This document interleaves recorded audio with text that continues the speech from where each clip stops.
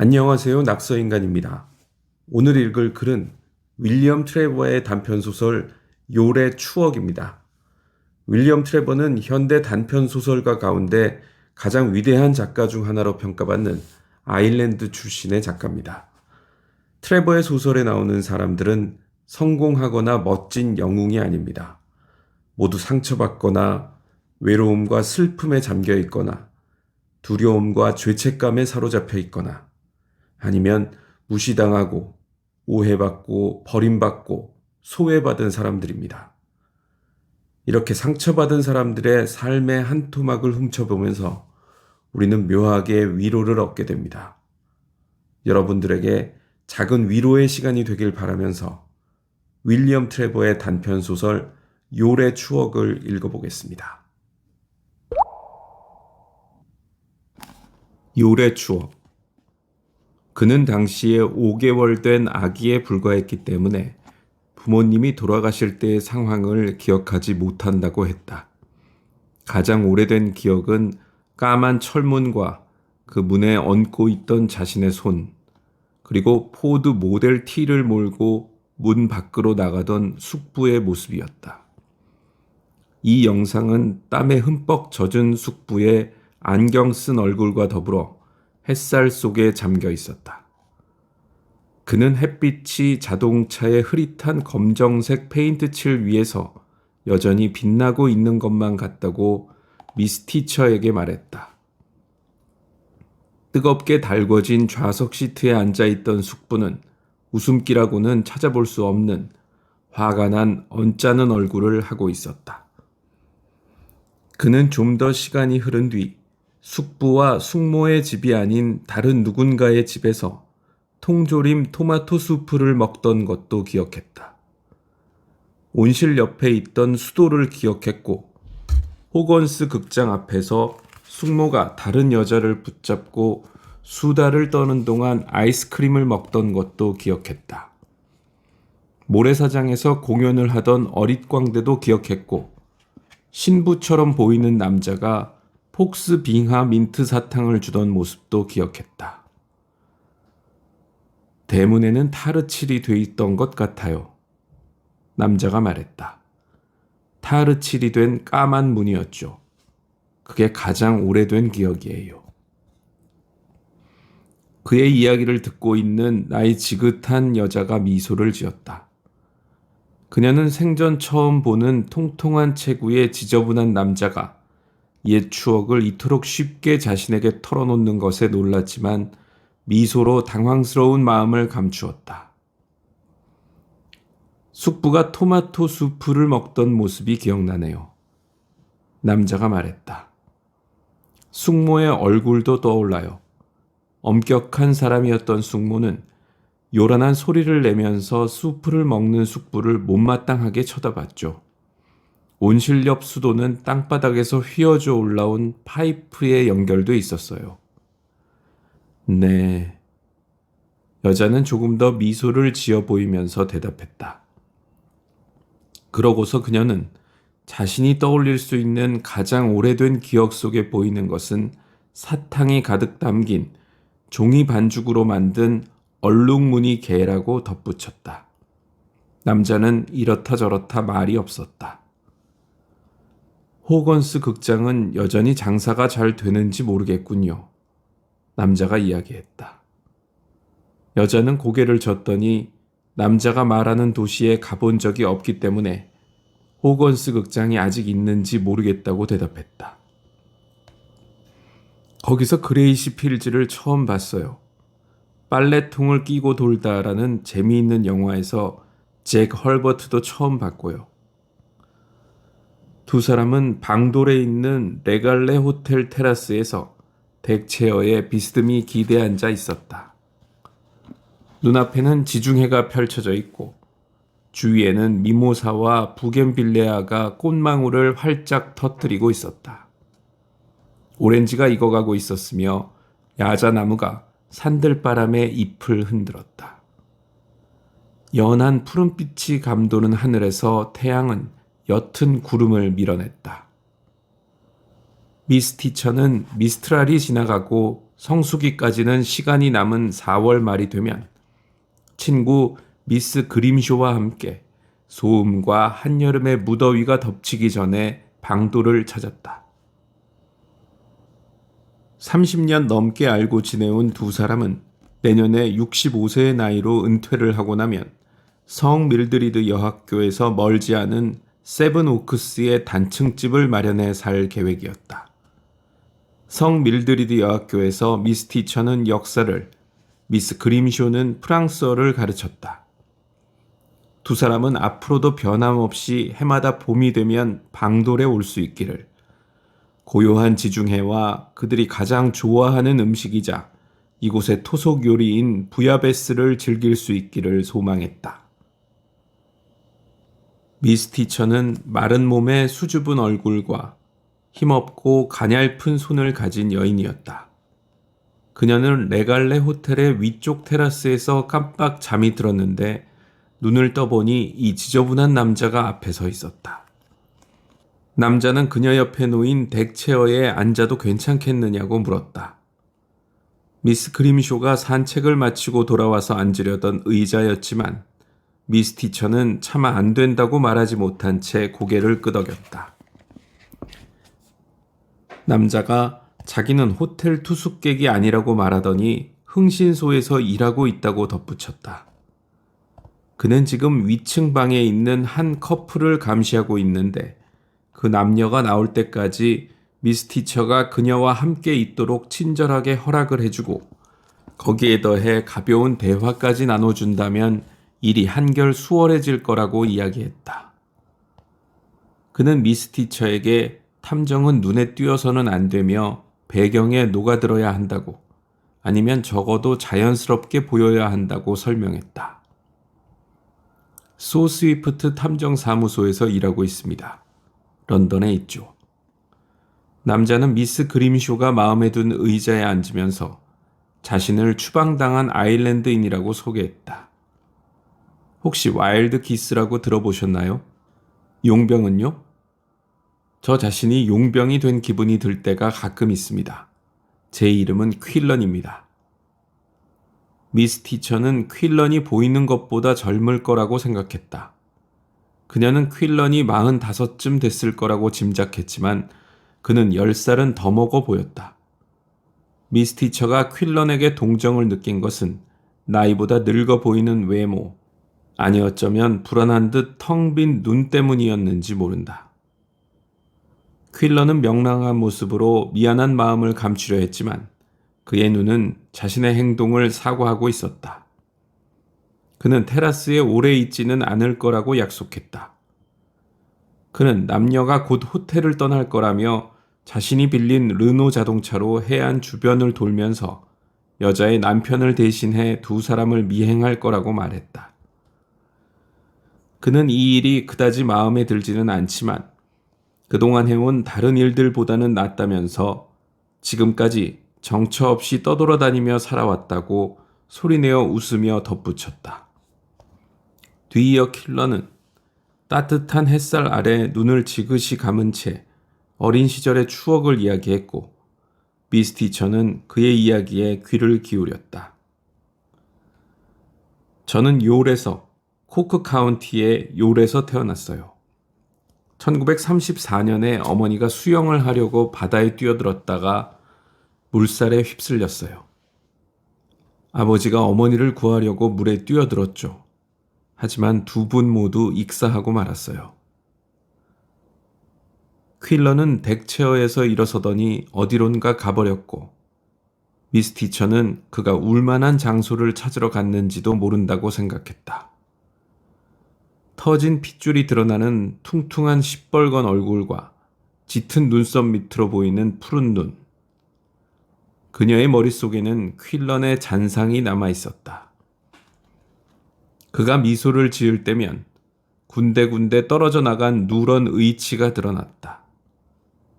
그는 어린 시절의 기억에 소리내어 웃다가 그 바람에 빠진 틀니를 제자리에 끼워 넣어야 하기도 했다.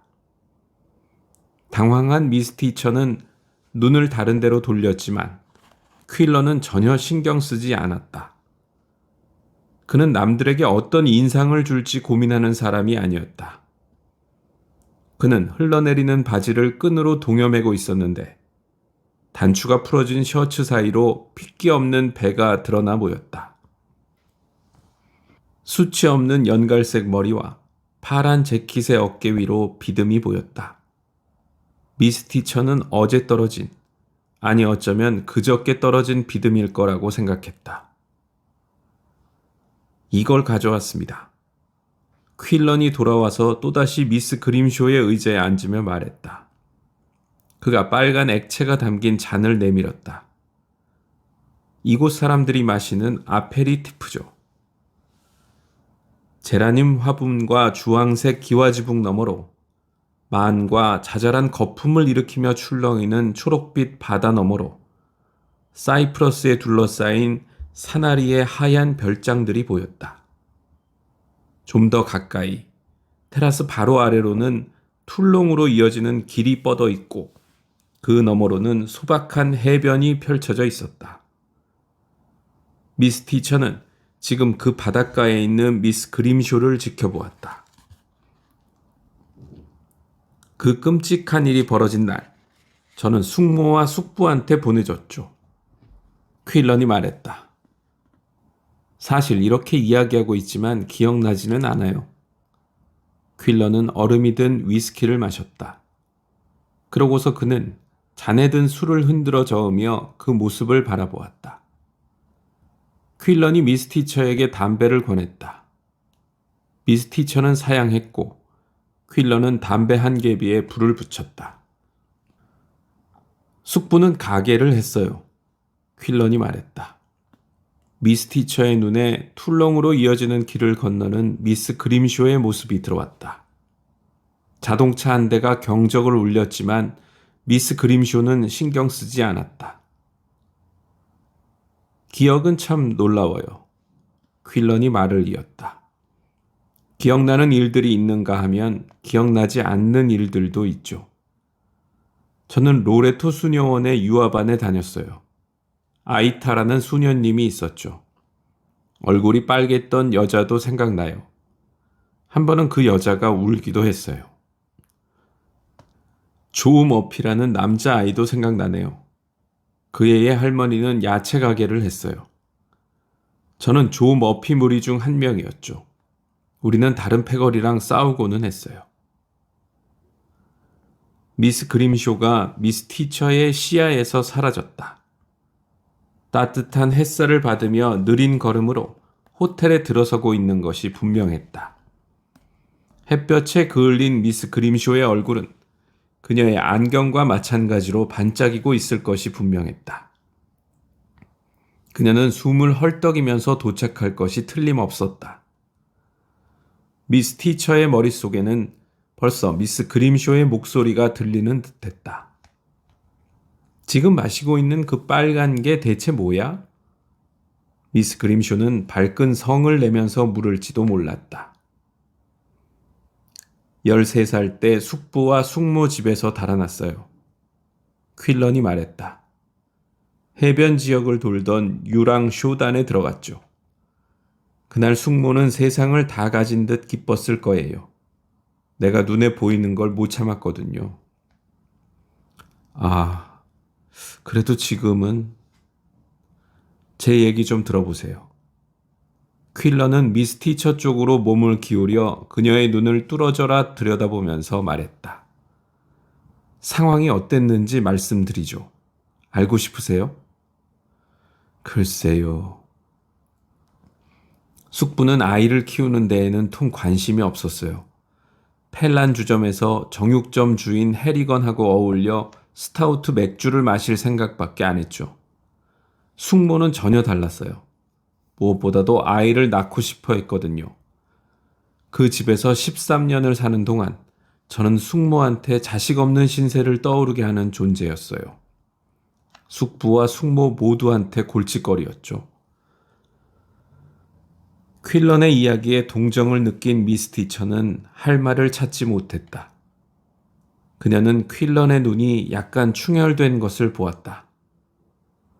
호텔 테라스에서 나이 든 여자에게 자신의 과거를 늘어놓는 탐정이라니. 미스 티처는 정말로 이상하다는 생각이 들었다. 저는 그 집에서 아무도 원하지 않는 아이였어요. 제가 5살이었을 때 숙모는 저한테 들어가는 식비가 얼마인지 말하기도 했어요. 미스 티처는 퀼런이 5살이라면 1939년이었을 거라고 생각했다. 그녀는 1939년의 자신을 떠올렸다.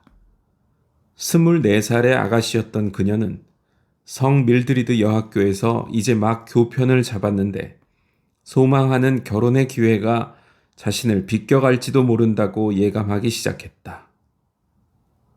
우리 둘 다 결혼할 팔자가 아니야. 미스 그림쇼는 훗날 이렇게 말했다. 바쁜 교직 생활을 안 했더라면 우리는 왜 사나 싶었을 거야. 미스 티처는 미스 그림쇼가 테라스에 도착하지 않기를, 생전 처음 보는 이 남자가 감상적인 이야기를 계속하기를 바랐다. 퀼런은 자신이 이야기하는 도시를 묘사했다. 아주 오래된 성문과 중심가, 고기잡이 배가 바다로 나가는 항구, 부모님이 익사한 목재 방파제가 설치된 바닷가, 해변을 따라 늘어선 숙박시설과 산책길, 그리고 바다가 내려다 보이는 점토질 언덕 위에 자란 키 작은 풀. 요래 등대 근처에는 제가 무지개 토피 사탕을 사러 가던 가게가 있어요. 미스 그림쇼가 테라스의 모습을 드러내더니 두 사람 앞으로 다가왔다. 미스 그림쇼는 짤막한 팔다리와 잿빛 머리칼을 가진 키가 작고 통통한 여인이었다. 성 밀드리드의 여학생들은 미스 그림쇼를 대대로 닥스 훈트에 비유했고 자기들끼리 있을 때는 아예 닥스 훈트라고 불렀다. 꽃무늬 드레스를 입은 미스 그림쇼는 왼손에 노란 비닐봉지를 들었는데 그 속에는 아침 산책의 수확물인 제법 많은 조개 껍데기가 들어있었다. 저는 성공을 꿈꾸면서 상선에 올라탔어요. 세상을 좀 헤매고 다녔죠. 최선의 길을 택하려고 언제나 노력했답니다. 탐정 일을 하기 시작한 지는 몇 년 됐어요. 재킷을 입은 호감 안 가는 남자가 자기 의자에 떡하니 앉아있는 것을 보고 짜증이 난 미스 그림쇼는 미스 티처가 빨간 액체가 담긴 잔을 들고 있는 모습에 더욱 화가 났다. 두 사람은 휴가를 떠나기에 앞서 매번 경비를 모았고 여행 중에는 돈을 쓰기 전에 항상 서로의 의견을 물었다. 미스 그림쇼는 의자에 팔다리를 벌리고 앉아있는 남자를 무시한 채 미스 티처에게 잔에 담긴 것이 무엇인지 물었다. 그녀는 앉을 자리가 없어서 선체로 불만과 실망을 드러내려고 날카로운 목소리로 말했다. 요래는 2번 다시 안 갔어요. 남자는 미스 티처가 미스 그림쇼의 질문에 대답도 하기 전에 이렇게 말했다. 그곳에 대해서는 어린 시절의 기억만 남아있을 뿐이에요. 불행한 기억들이죠. 미스 그림쇼는 남자의 이야기에 놀랐다. 아담하고 멋진 곳에 어린 불행한 기억들 말이에요. 인생이란 그런 거죠. 아페리티프야. 미스 티처가 대답했다. 퀼런 씨가 친절하게도 사주셨어. 퀼런 씨, 이쪽은 제 친구 미스 그림쇼예요. 우리는 추억에 대해서 얘기를 나누고 있었습니다. 퀼런이 의자에서 몸을 일으키고 말했다. 미스 티처와 저는 추억의 골목길을 거닐고 있었죠. 퀼런은 껄껄대며 웃었고 그 바람에 틀니가 입속에서 움직였다. 미스 그림쇼는 퀼런의 구두에 흠집이 난 것을 눈여겨보았다. 풀어헤친 셔츠 깃속으로 쑤셔 넣은 파란 스카프가 더러워 보였다. 퀼런은 또다시 갑작스레 어디론가 향했다. 그는 미스 그림쇼에게 만나서 반갑다는 인사도, 미스 티처에게 이만 가보겠다는 인사도 하지 않았다. 그는 잔을 손에 들고 입에 담배를 문 채 테라스를 따라 걸었다. 축혀 올려야 할 바지 뒷단이 축 늘어져 있었다. 대체 누구야? 지금 마시고 있는 그걸 정말로 저 사람이 사게 한 건 아니지? 미스 그림쇼가 물었다. 저 사람은 탐정이야. 어떤 남편의 의뢰로 한 커플을 감시하고 있어. 그 커플을 미행해서 여기에 왔대. 미행했다고? 탐정 일을 하고 있다니까. 미스 그림쇼가 남자가 차지하고 있던 의자에 앉았다. 그녀의 시선이 미스 티처가 여전히 들고 있는 붉은 빛깔의 술이 담긴 잔으로 또다시 향했다. 미스 그림쇼는 아침에 아그네스 티처가 피곤하다기에 혼자 조개 껍데기를 주우러 나갔던 것을 생각했고, 산책을 마치고 돌아왔을 때 그녀가 말이 지겹도록 많은 남자와 함께 앉아있던 모습을 떠올렸다. 악취가 났어. 불쾌한 냄새가 훅 풍기더군. 미스 그림쇼가 말했다. 위스키야. 위스키는 냄새가 나잖아. 미스 티처가 대답했다. 내가 무슨 말을 하는지 알잖아, 아그네스. 미스 그림쇼가 조용히 말했다. 산책은 즐거웠어? 미스 그림쇼는 고개를 끄덕이더니 함께 가지 못해 아쉬웠다고 대답했다. 그녀는 산책 뒤에 한결 기분이 좋아졌고 점심 식사가 기대될 정도로 식욕을 느꼈다. 콧구멍에서는 바다의 소금기가 느껴졌다. 미스 그림쇼는 미스 티처가 들고 있는 잔을 또다시 쳐다보면서 점심 식사 전에 음료를 마시는 것은 빈둥거리며 아침 나절을 보내는 동안 간신히 되찾은 식욕마저 떨어뜨릴 뿐이라고 눈빛으로 이야기했다. 맙소사, 다시 오고 있어. 미스 그림쇼가 말했다. 퀼런이 덱체어 하나를 들고서 두 사람 쪽으로 오고 있었다. 그 뒤로 양철 쟁반에 잔 3개를 받쳐든 채 따라오는 웨이터의 모습이 보였다. 잔 2개에는 미스 티처가 마시고 있는 붉은빛 술이, 나머지 1개의 잔에는 얼음과 위스키가 담겨 있었다. 퀼런은 아무 말 없이 두 사람 맞은편에 의자를 펼쳐 놓았고, 웨이터는 작은 테이블을 옮겨오더니 그 위에 술잔을 내려놓았다.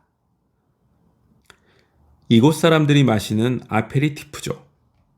퀼런이 말했다. 저는 부인의 잔에 손댈 생각이 없습니다, 미스 그림쇼. 퀼런은 소리내어 웃었고 그 바람에 틀니가 또다시 입안에서 움직였다. 퀼런이 틀니를 제대로 끼우려고 손을 입에 가져가는 순간 미스 티처는 시선을 다른 데로 옮겼지만 미스 그림쇼는 눈을 떼지 못했다. 미스 그림쇼는 틀니가 보편화된 요즘에 저렇게 자꾸만 빠지도록 내버려둘 이유가 없다고 생각했다.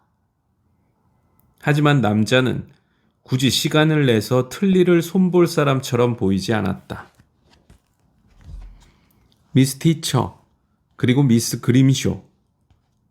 퀼런은 두 사람의 이름을 은미라도 하듯 느리게 부르더니 위스키를 마셨다. 미스 티처, 그리고 미스 그림쇼. 퀼런이 또다시 두 사람의 이름을 불렀다. 두 분 모두 결혼 안 하셨죠? 저 역시 결혼을 안 했습니다. 사실을 말씀드리자면 요래 사는 숙모와 숙부를 보면서 결혼하고 싶은 마음이 없어졌어요. 제가 어릴 때 본 바로는 그렇게 부자연스러운 조합이 없었거든요. 물론 탐정일이라는 게 짝을 찾아서 인연을 맺는 데에 도움이 되지도 않았고요. 제 어머니는 수영하려고 바다에 뛰어들었어요. 퀼런은 이렇게 말하면서 미스 그림쇼를 바라보았다. 그는 또다시 이 이야기를 할 기회가 생겨서 기쁜 것 같았다. 어머니를 구하려고 아버지도 바다에 뛰어들었죠. 두 분은 한 쌍의 동전처럼 가라앉고 말았답니다. 제가 5개월 됐을 때죠. 정말 끔찍한 일이네요. 미스 그림쇼가 말했다. 그 일만 없었다면 저는 지금 다른 사람이 됐을 겁니다. 그렇게 생각하지 않으세요? 제 생각에 동의하시나요, 미스 그림쇼? 무슨 생각요? 부모님이 살아계셨다면 제가 다른 사람이 됐을까요? 13살 때 저는 집을 나와서 쇼단을 따라갔어요. 그 집에서는 단 1분도 더 견딜 수 없었거든요. 숙부는 저한테 말 한마디 건네는 일이 없었고, 숙모는 제가 집에 들어오는 게 보이면 눈을 다른 데로 돌렸어요. 식사 시간에는 침묵이 흘렀죠. 퀼러는 지난 날을 되새기는 듯 잠시 이야기를 멈추었다가 말을 이었다. 요른 여기하고 비슷해요. 미스 그림쇼. 바다에 접한 곳이죠. 무슨 말인지 아시겠어요? 미스 그림쇼는 그가 무슨 말을 하는지 모르겠다고 대답했다. 그녀는 퀼런이 말이 너무 많다고, 그것도 불쾌할 정도로 지나치게 말이 많다고 생각했다. 아그네스 티처는 잠자코 있었다. 자신은 물론이고 미스 그림쇼를 이런 남자와 상대하게 만들어 민망한 것이 분명했다. 생각나는 게 또 있는데 도무지 뭔지 모르겠어요. 어떤 여자 얼굴이 떠올라요. 침대에 누워서 잠들려고 뒤척일 때면 내 머릿속에 나타났다 사라지기를 되풀이하고는 하죠. 까만 철문처럼 언제나 거기 있어요. 알아보겠는데 또 알아볼 수 없는 어렴풋한 얼굴이에요. 무슨 말인지 아시겠어요? 네, 미스 티처가 대답했다. 미스 그림쇼는 고개를 내저었다. 어린 사내아이였을 때 수녀님 한 분이 이 얘기를 한 적이 있어요. 그 수녀님은 얼굴의 주인공이 제 어머니일지 모른다고 말했죠. 하지만 저는 단 한순간도 그렇게 생각한 적이 없어요. 그 얼굴에 대해서 제가 무슨 생각을 하는지 들어보실래요? 미스 티처는 미소를 지었다. 미스 그림쇼는 미소뿐만 아니라 친구의 뺨에 어린 홍조를 보면서 보기보다 독한 술을 마신 아그네스 티처가 약간 취한 모양이라고 생각했다. 아그네스 티처의 눈빛이 이런 사실을 미스 그림쇼에게 알려주었다. 입술도 풀린 듯 보였다. 장난기가 발동한 미스 그림쇼는 성 밀드리드에 돌아가면 휴게실에서 이 이야기를 해야겠다고 생각했다. 그녀는 어떻게 아그네스 티처가 아무짝에도 쓸모없는 아일랜드 남자에게 걸려들어서 결국 술에 취하고 말았는지 말할 작정이었다. 미스 그림쇼는 웃고 싶었지만 꾹 참았다. 제 생각은 이렇습니다. 그건 언젠가 숙모가 페이즐리 식료품점 앞에 유모차를 세워놨을 때 유모차 안에 누워있던 저를 훔치려던 여자의 얼굴입니다. 아이가 없는 여자가 그 비극적 사고를 전해 듣고는 아기를 데려다가 엄마가 돼줘야겠다고 생각한 거죠. 퀼런이 말했다. 그런 짓을 한 여자가 있었어요? 미스 티처는 소리쳐 물었고 미스 그림쇼는 재미있어 하면서 그녀를 바라보았다. 굳이 저에게 그런 이야기를 해준 사람은 없어요. 본능적으로 아는 거죠. 여기요. 퀼런은 저만치 테라스 끝쪽에서 서성이고 있는 웨이터에게 소리쳤다. 앙콜, 앙콜, 트라베르, 실브플레. 이런 아니에요. 미스 티처가 중얼거렸다. 미스 그림쇼는 소리내어 웃었다. 두 분처럼 결혼은 안 했지만 아이를 원한 여자였죠. 그 여자가 뜻을 이뤘다면 저는 지금 다른 사람이 됐을 거예요. 저를 멀리 다른 도시로 데리고 갔겠죠. 코크였을지도 몰라요. 아니면 더블린으로 데려갔을지도 모르죠. 그럼 저는 지금 다른 기억을 간직하고 있을 거예요. 제 말을 이해하시겠어요, 미스 그림쇼? 웨이터는 술을 가져왔고 빈잔을 가져갔다. 눈을 감으면 그날 벌어진 일이 보여요. 퀼런이 말했다. 여자가 유모차 위로 몸을 숙이더니 고아가 된 아기를 향해 두 손을 뻗어요. 그때 숙모가 페이즐리에서 나오더니 그 여자한테 무슨 짓을 하는 거냐고 물어요. 한 번은 숙모가 검은 딸기나무 가지로 제 다리를 때린 적도 있어요. 저는 부엌 찬장에서 음식을 꺼내 먹고는 했어요. 시버스 젤리를 이로 베어 먹기도 했죠. 또렷하게 기억나요. 퀼런은 잠시 말을 멈추더니 이야기를 계속했다. 그 근처에 가게 되면 요래 들르세요. 신선한 생선을 먹을 수 있는 곳이랍니다. 미스 그림쇼는 들려오는 목소리에 미스 티처 뒤쪽을 바라보았다. 한 남자와 한 여자가 호텔을 나서는 모습이 보였다. 두 사람은 테라스가 끝나는 곳에서 잠시 웨이터 옆에 멈춰 섰다. 여자가 웃었고 웨이터는 그 자리를 떠나 어디론가 갔다. 바로 저 커플이에요. 이제 나가는군요. 퀼런이 말했다. 그는 잔을 기울여 위스키를 크게 한 모금 마셨다. 빨간 바지와 검정 가죽 재킷 차림에 선글라스를 쓴 남자가 곁에 있는 여자의 담배에 불을 붙여주었다. 그는 여자의 어깨에 팔을 두르고 있었다. 웨이터가 두 사람에게 술 한 잔씩을 건넸다. 저 사람들이 이쪽을 보고 있나요, 미스 그림쇼? 퀼런은 어떻게 해서든 들키지 않으려고 덱체어에 앉은 채 몸을 쭈그렸다. 미스 그림쇼는 두 사람이 서로에게 푹 빠져 있는 것 같다고 대답했다. 미행당에 마땅한 사람들이죠. 사악한 커플이에요. 퀼런은 빈정대면서 씁쓸하게 말했다. 갑자기 그리고 미스 그림쇼를 당황시키며 미스 티처가 한쪽 팔을 뻗더니 손가락 끝을 흥신소 직원의 커다란 손등에 갖다 댔다. 안 됐네요.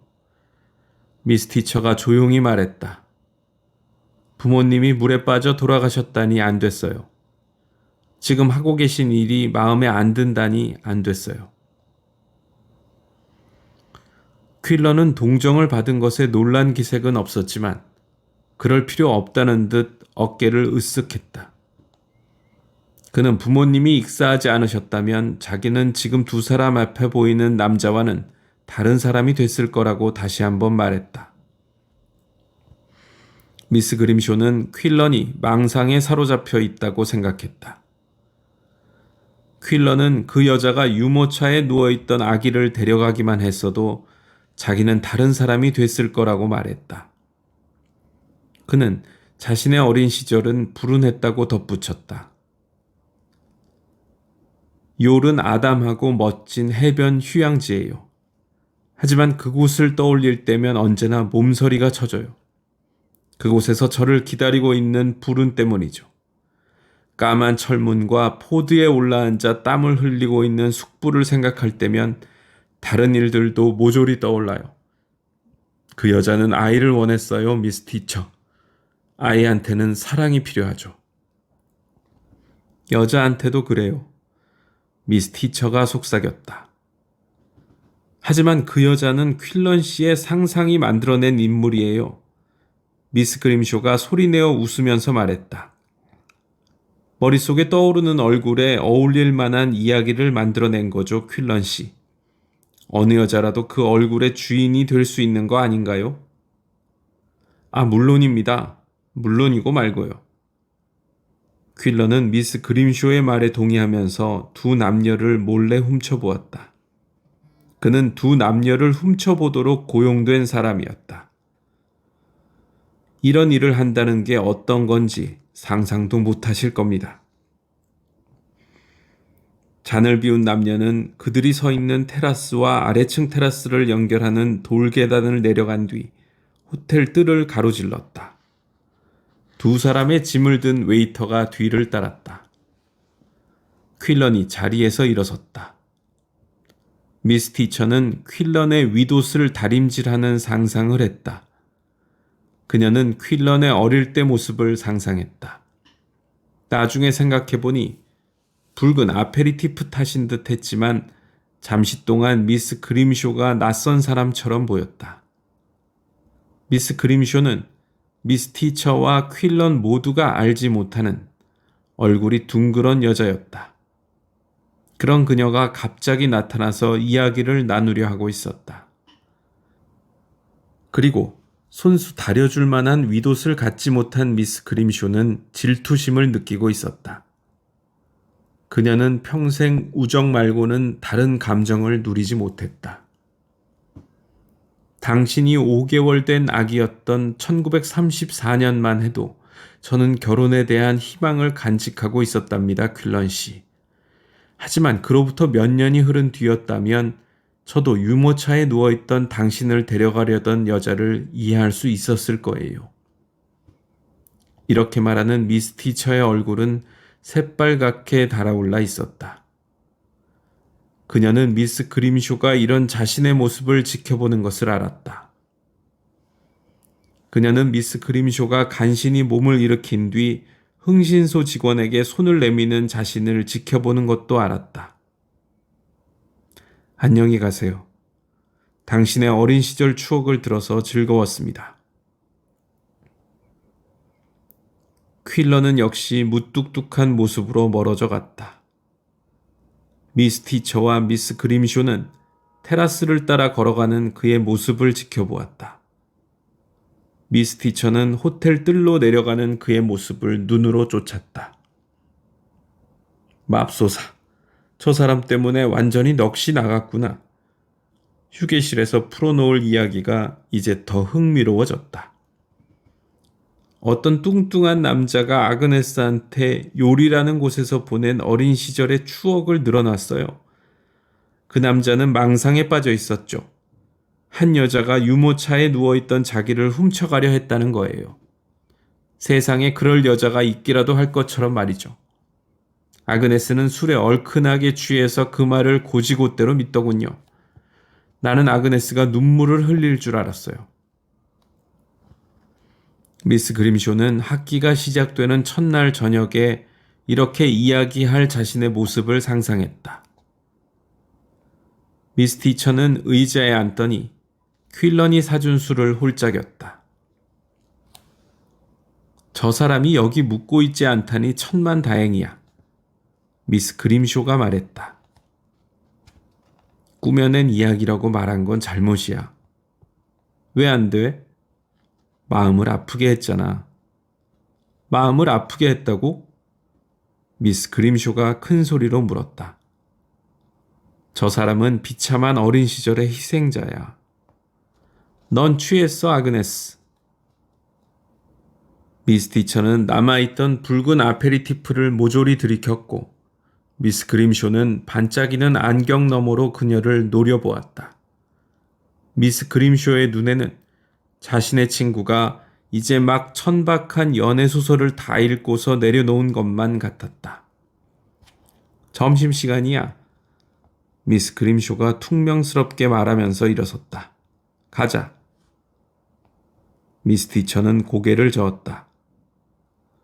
등대 근처에 가게가 하나 있어. 예전에 무지개 토피 사탕을 팔던 가게야. 너나 나 같은 여자라면 그 가게에서 외로움을 피해 도망쳐 나온 아이를 봤을지도 몰라. 점심 먹어야지. 미스 그림쇼가 말했다. 세상은 정말 잔인해. 미스 그림쇼는 말도 안 되는 감상적인 생각이 상상을 조작하도록 내버려 둬서는 안 된다고 매몰차게 대답하려다가 입을 다물었다. 이름 모를 술 석 잔, 그리고 지저분한 흥신소 직원과 나눈 대화는 환히 밝은 낮에 아그네스 티처에게 어처구니 없는 충격을 안겨주었다. 미스 그림쇼는 더 이상 이 일에 대해서 생각하고 싶지 않았다. 그녀는 아그네스 티처가 술기운에 내뱉은 말을 떠올리고 싶지 않았고 오늘 있었던 일을 학교 휴게실에서 들려주고 싶은 생각도 이제 없었다. 이 일에 대해서는 다시 생각하지 않는 편이 나았다. 두 사람은 어쨌든 친구고 그런 둘 사이에는 무언의 비밀이 존재할 수 있었다. 세상은 우리한테 가장 좋은 것을 허락하지 않아. 아그네스 티처의 목소리가 들렸다. 그러나 친구의 얼굴을 바라본 순간 미스 그림쇼는 그녀가 아무 말도 하지 않았음을 깨달았다. 미스 그림쇼는 걸음을 옮겼다. 노란 비닐봉지에 담긴 조개 껍데기가 달그락 소리를 냈다. 미스 그림쇼는 자신의 머릿속에 파고들려는 생각을 애써 막았다. 마늘 냄새가 공기에 섞여 있었고 부엌에서는 이 지역 요리인 부야베스의 그윽한 냄새가 풍겨왔다. 부야베스는 두 사람이 가장 좋아하는 요리였다.